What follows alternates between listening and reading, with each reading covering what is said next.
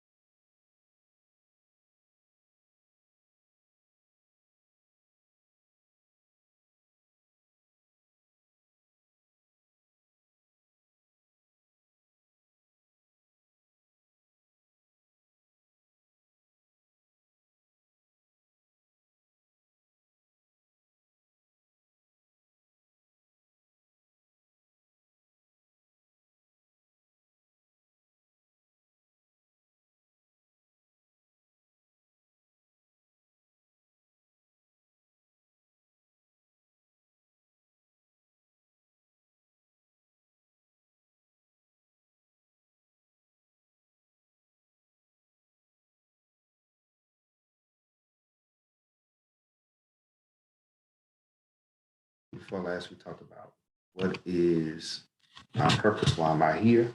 Right, and that purpose is to glorify God and to enjoy Him forever. Right. Then last week we talked about what does the Bible say about God? What does He say about God? Right. The Bible talks about God flat out, plainly. Then it talks about the work of God. But today there's somebody else has a question. What is God? What is He? What is God? What is this person that we have to respect, revere, and obey? Like there's a movie that's very old, but uh, it's a very old movie, and they say Moses wanted him to obey God. He said, "Obey," you know. But the Bible, the Bible says in John 4:24, it says God is a spirit, and they that worship Him must worship Him in spirit and in truth. So, what is God? God is a spirit. So, what do you mean worship Him? With your spirit, with your mind, and with your everything. That's how you worship Him in spirit and in truth. In order for us to worship God, who's a spirit, we have to believe first of all that He is God, right? So, God is a spirit. He has no material body, right? And somebody said, "What do you mean? So is it what's the difference between say is spirit and God is a spirit?" Well, the thing is, when the Bible says God is a spirit, it's like saying that Chicago is a city. It is one of many, right? But God is the supreme. He's the ultimate. But there's other spirits, right? There's angels, there's evil spirits and things like that. So God is a spirit. He has no material body. So that's what we mean. So the Bible says that God is a spirit. And what else does He say? The Bible says that He's infinite. He's all powerful. What does infinite mean? According to some dictionaries, infinite means He's without limits, boundless, right? And in Exodus 3, chapter 3, verse 13 and 14, New Living Translation says, "But Moses protested, if I go to the people of Israel and tell them, the God of your ancestors has sent me to you," they asked me, what is His name? Okay, there's a lot of gods out here. What is His name? Then what would I tell him? God replied to Moses, "I am who I am. Say this to the people of Israel, I am sent me to you." So God is boundless. You can't measure him. Okay. You can't put him in your hand. You can't.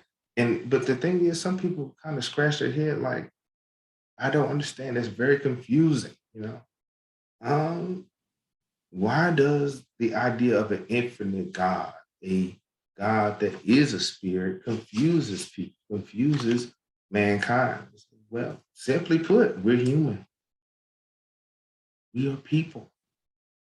We are finite, you know? So we can't know it all. We can't do it all. So to turn around and try to put God in a box or put him in a jar doesn't make any sense. So this is why, you know, this is what the Bible says that God is. He's a spirit and he's infinite. But what about the others? What about the other gods out there? Should we worship them? No, you should not. Because the Ten Commandments talks about it. The Ten Commandments talked about the word called um, idolatry, basically saying thou shalt have no other gods before me.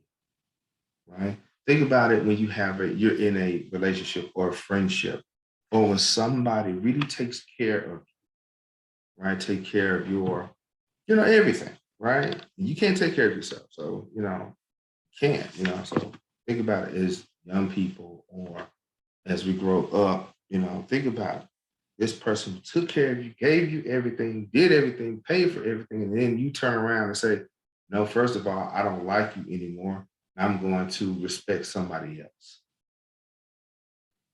Mm, that's what it is. So when God takes care of us, he loves us and comforts us, and we turn around and say, oh, I'm gonna not do that. I'm gonna believe that he doesn't exist or something like that. It doesn't work like that. So God is a spirit, he is infinite. All we have to do, all we can do, all we should do is trust in him. Yeah, I know. Yeah, somebody looking at me like, huh? I mean trust. I can't trust people. I barely can trust myself. But you can trust God. Okay, you can trust him. Okay.